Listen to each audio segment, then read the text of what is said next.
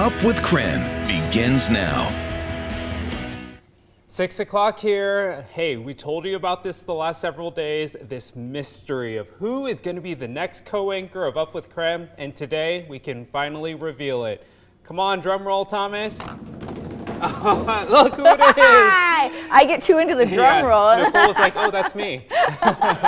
Well, hey, everyone. Nicole Hernandez is the new co-anchor of Up with KREM, and we're so glad she's here joining us every weekday morning. And you may recognize Nicole because Nicole was a morning reporter here for several years. Yeah, we're coming up on 6 years being in Spokane now. Isn't that crazy? That is more than half a decade. Yeah, literally, right? That's wild to think about. I know. Well, Nicole, we're glad you're here, and we're going to get to know you a little bit later in this show. Definitely. And we're so glad to have you back. We'll learn some fun facts about her, but you can text in your messages to Nicole right now by texting us at 509-448-2000. You can send in your welcome back message or maybe just a pro tip for the mornings. Yeah, I'm so excited to be here. Can't wait. But we do want to talk about weather, not just about me. So we've got Thomas Patrick here. Of course, Thomas, is it raining yet or not quite? Not raining just yet, Nicole. I think this afternoon we'll be back to some scattered showers. I can tell you, it really set home for me when I started on the morning shift, when I had to stop saying, oh, I'm filling in for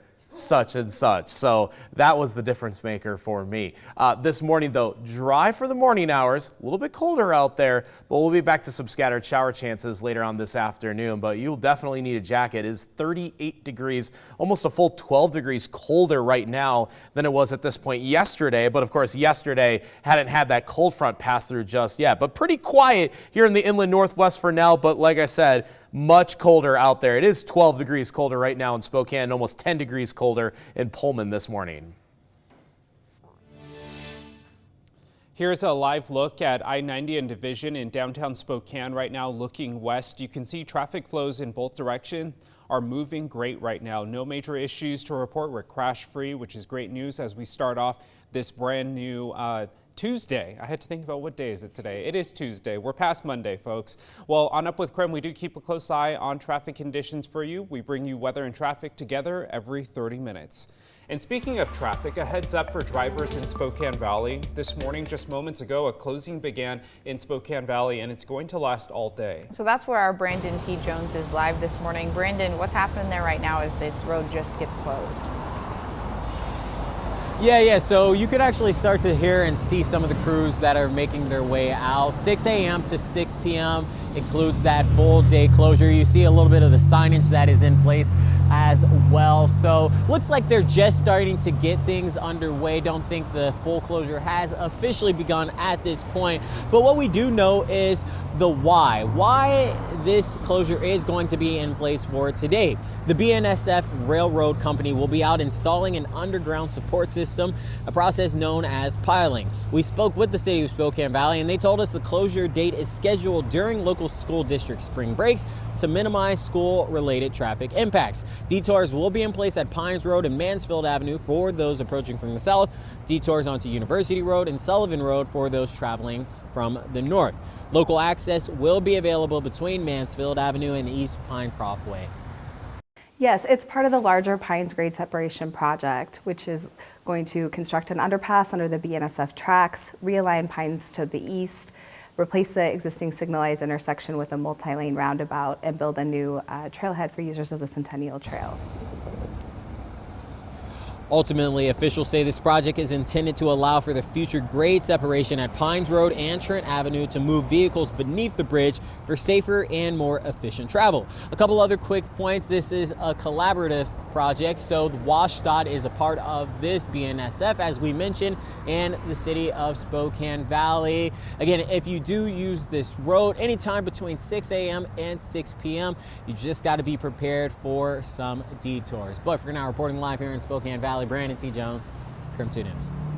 Appreciate the heads up, Brandon. Continuing coverage this morning, 10,000 federal employees have been laid off across the country. Right now, all the managers at the National Institute of Occupational Health and Safety, or NAOSH, in Spokane were let go. And the rest of the workers will be out of their jobs by the end of June.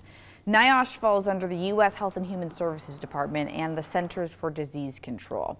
This Spokane research lab is the headquarters for the West Division, and almost all of its employees are being forced out. These layoffs are part of a federal restructure of the HHS, and of the 10,000 employees laid off, 850 of them are within the NAOSH. Union members representing the workers say NAOSH is the only federal agency conducting health and safety research, so this will impact mining, fishing, agriculture, Forest Service work, and epidemiology.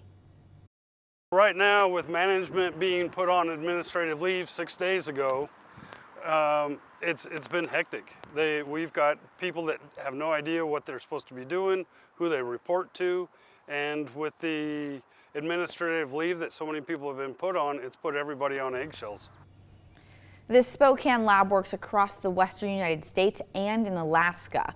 Locally, projects are happening in mines across North Idaho. Right now, the union says the rest of the staff here expects their last day to be June 30th. And this morning, we're also tracking federal funding cuts across the nation. Right now, an institution is pulling federal grants from libraries across Washington, citing the president's executive order. The Institute of Museum and Library Services sent a notice last week informing the Washington State Library System its grant is being terminated effective April 1st. The Institute saying the move is in alignment with the agency's updated priorities and the president's executive order. The state's top librarian says the grant was $3.9 million, about a third of the state library's annual budget. The loss of funding could put rural, prison, and hospital libraries at risk, end innovative projects, and lead to staff cuts. Well, if you've recently checked your 401k, you've probably noticed the changes from the stock market roller coaster that we've been seeing. The biggest piece of advice financial experts have out there right now is do not panic. Stocks in major companies like Apple and Google are down around 25%, actually making this a good time to add some of them to your portfolio at a discount. So for people, let's say, that have over 10 years before retirement, knowing that you have a longer investment time horizon, we want to be more risky with our portfolios.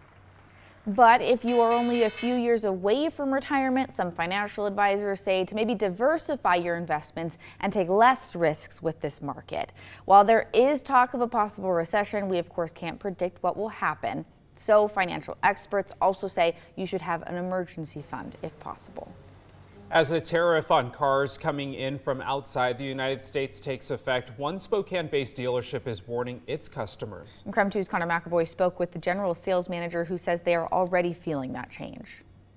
Well, Wendell Motors in Spokane sees the impact of these price increases. Right now, the dealership's website warns its customers about a 25% tariff now in place on cars coming in from outside the United States. Even though a majority of its Fords are built in the U.S., the dealership's general sales manager says that doesn't mean the tariffs still don't apply. There's plenty of questions a person asks if they're in the market to buy a new car.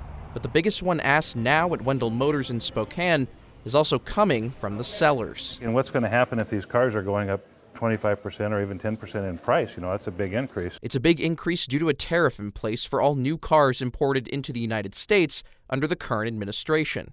This is an attempt to increase car manufacturing in the United States. General Sales Manager Andy Keys says the cars on the lot now are the same as usual. A statement on the dealership's website encourages anyone in the market to buy a new car to do it now before the new ones make it on the lot. Wendell Motors gets roughly 120 to 140 new ones each month. If a person waits for the new cars coming in later this month, a 25% tariff would create increases between $2,000 to $7,000 depending on each car.